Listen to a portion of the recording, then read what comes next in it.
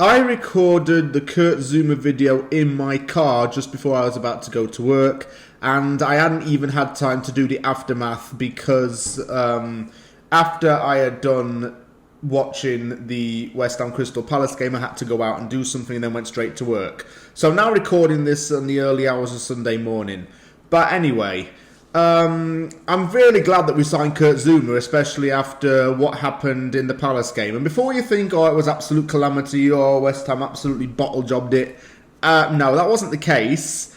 But still, I have a few bones to pick with this team. The Crystal Palace game means that West Ham are still unbeaten and we're still top of the league, and we're still absolutely massive, but there is still a lot of work that needs to be done in some areas.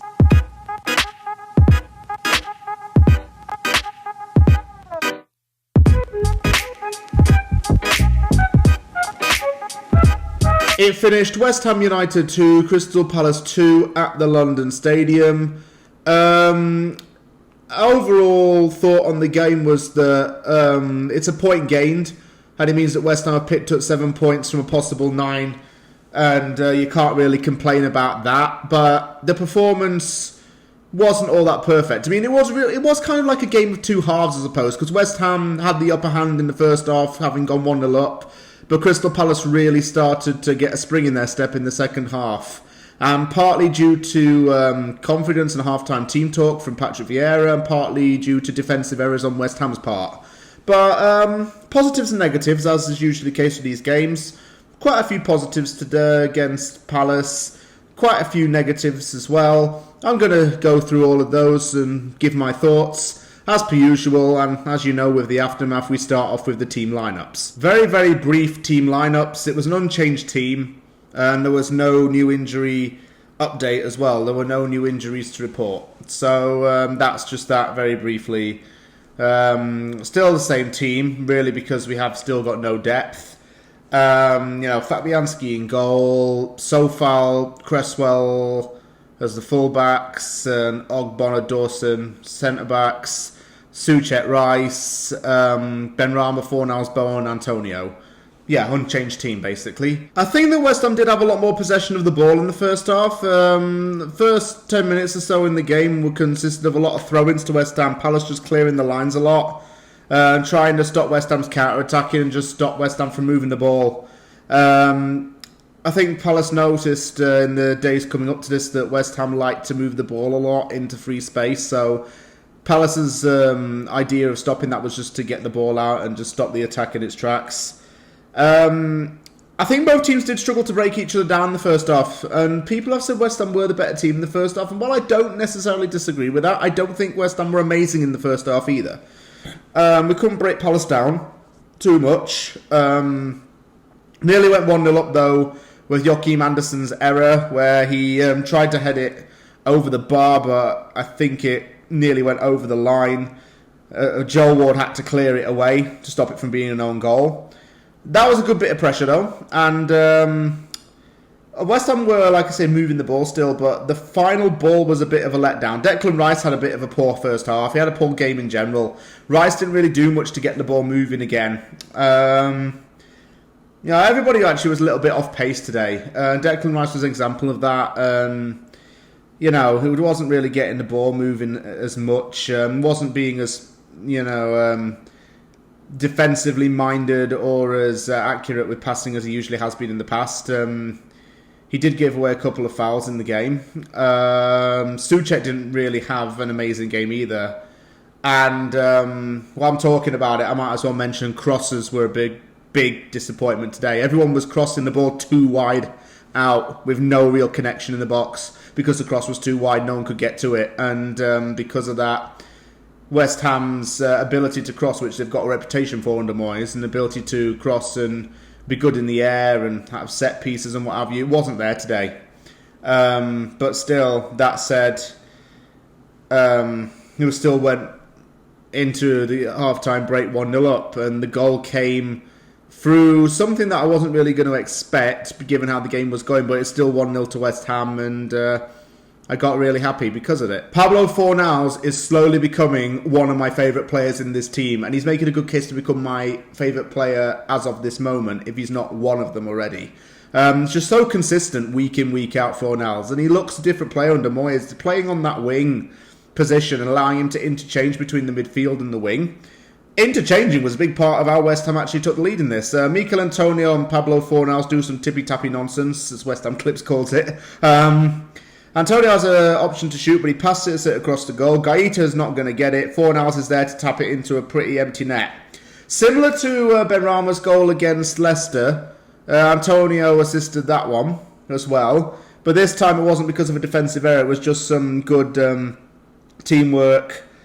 And honestly, it was harder than it looked, you know. I mean, on the screen it looked quite easy, but harder than you look to do that trickery and the psychological deception part of it. So, West Ham went into the break 1-0 up. Declan Rice, like I said, lost the ball a few times. He was a bit off, but the front four worked well.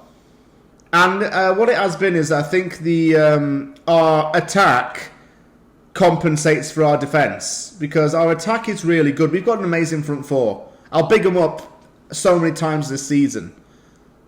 But we don't have really the defence necessarily to back it. We didn't in this Palace game. And I'm telling you, if Kurt Zouma had been done a few days before this Palace game and had gotten into the team, I don't think we would be talking about a 2-2 draw. The defensive errors may not have happened because of that. But as I'm saying, the attack is compensating for the defence's errors. And its only thing that somewhat gets us out of jail is the fact that we've got a good unit that works going forward. Because defensively, we don't really have it all together. Not with Dawson, Ogbonna, and occasionally Diop making errors. So, we just need to work on being more of a tighter unit, I suppose, and just not relying on one half to be better than the other because the other's not doing well. My only one criticism that I would have said with that first half, we just needed to take the ball up for longer periods and to keep it for longer periods as well. Instead of just trying to pass it quickly and move, and just keep the ball for long periods and just move it sensibly and a bit more efficiently. Second half started and West Ham had some early chances. Benrahma tested Gaeta and Soucek headed wide of the goalkeeper. Again, good early pressure. Good early little signs from West Ham. Some good movement of the ball again.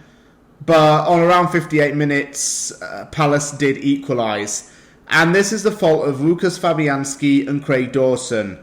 Fabiański should have done a lot better to save this. Especially from a really tight angle. The ball's headed into the path of Conor Gallagher. He stabs his foot on it. Dawson's actually in front of Gallagher, but Dawson does very little to try and get this away. And in fact, Gallagher, from a really tight angle, manages to poke it, and it does very tamely go into the net. But it's 1-1, and that was Crystal Palace's first goal in the Premier League.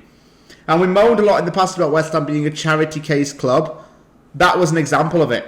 And it was through shoddy errors from Dawson and Fabiański. Bad judgment. I mean, Dawson's been responsible for quite a lot of the goals thus far this season. I would say about 75% of the goals we've conceded this season came from Dawson errors. And I don't want to signal out one player, but I have to here. Dawson has to be dropped now in place of Zouma. And you can even make a case to say Fabiański has to be dropped for Areola. Because Fabiański should have done way better to clear that away. It was 1-1. And you could say it was undeserved by Palace, but that goal gave them a little bit more hope. They threatened more. They had a little bit of a spark about them after that. All because of a defensive error and a goalkeeping misjudgment. You put those two together, West Ham had conceded a goal and it was 1-1. Joachim Andersen nearly cost his team in the first half because of an error. And he did actually cost his team a goal with another error. He's trying to head the ball away and he's really close to Mikel Antonio. And Antonio's advancing into the box. And he's right on the edge of the box, actually. Henderson's header goes straight onto Antonio's head. Antonio just manages to get the ball down and just strikes it with his left foot first time into the net. And it's his 50th Premier League goal. Antonio hits the big 5-0. Which he said he wanted to do 2 seasons ago as an objective. And he's finally done it. 3 games into the new season. Really good. Really good for him. Really good finish.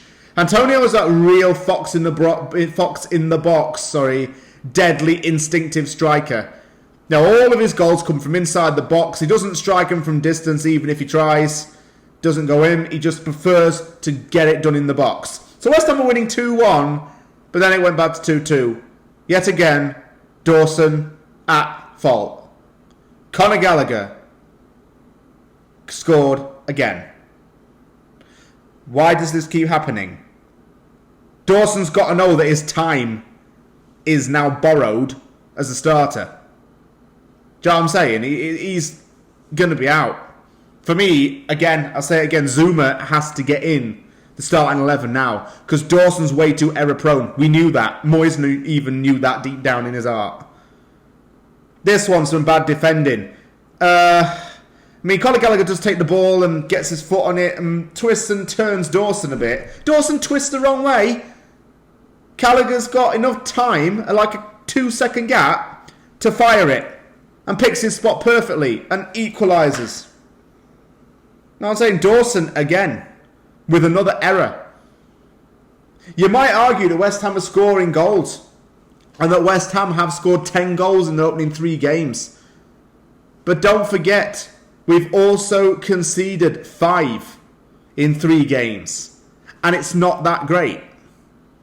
That's why Zuma's come in to tighten up the defence. Because Dawson, he can go now. He can go on the bench for costing us in games and for making silly errors. Gallagher had the easiest job in the world there.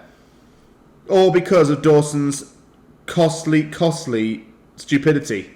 Well, not stupidity, that's probably a bit far, but error. You know what I'm saying? It was 2-2. West Ham needed to respond. West Ham did make some subs. Manuel Lanzini came on for Jared Bowen. Andriy Yarmolenko came on, Pablo Fornals came off. Those are the only 2 real players that West Ham can take off of the bench right now to make an impact. And impact is used very loosely in this context.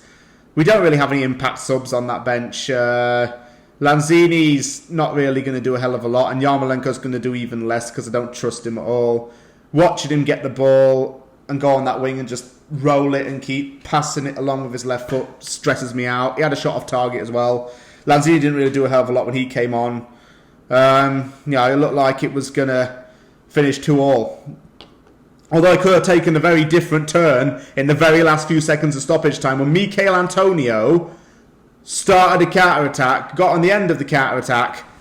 Yeah, he only had Saïd Benrahma to his right and took a few seconds too many to try and put the pass in because Gaeta came out and got it. Had he passed that ball, actually, had he cut and then passed the ball a bit sooner while Benrahma was level with the Palace defender, that would have been onside, and that would have had a one-on-one with Benrahma and the goalkeeper. Could have been a different game. It could have been 3-2 easily from that. But that was the golden late chance, and it finished 2-2. I can't say I'm angry with the result, though. I can't say I'm really angry with the performance. Anger doesn't even come into this. Disappointment comes into it, but at the end of the day, West Ham are still top of the league. They're playing some really nice football. We've got 7 points in the opening 3 games, which is really good. Scored 10 goals in 3 games, like I said earlier. The attack's looking solid, the midfield's looking great, but the defence needs a bit of work on. Hopefully Zuma can change things up now. And if we get Areola in goal, well, that's just a little bit more extra defensive security, if you ask me. Palace are going to feel like they won that game.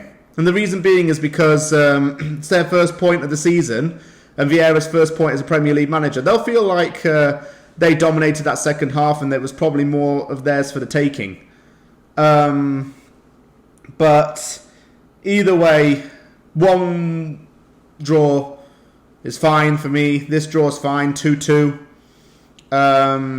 We got to rest up now and get ready for Southampton in 2 weeks' time and just go again from there. But still top of the league and we can't really complain too much or be too downhearted because of it. Thank you very much for watching the aftermath. If you liked the video, hit the like button and don't forget to subscribe for more content. I've got Off the Press next week to do, as well as probably some transfer roundup news as well. I'm actually going to get back to doing Over to You. You know the question thing that I do, that I put on Facebook and then respond to them on a video, respond to the comments. I'm going to start doing that again next week because I need to kill time with the international break.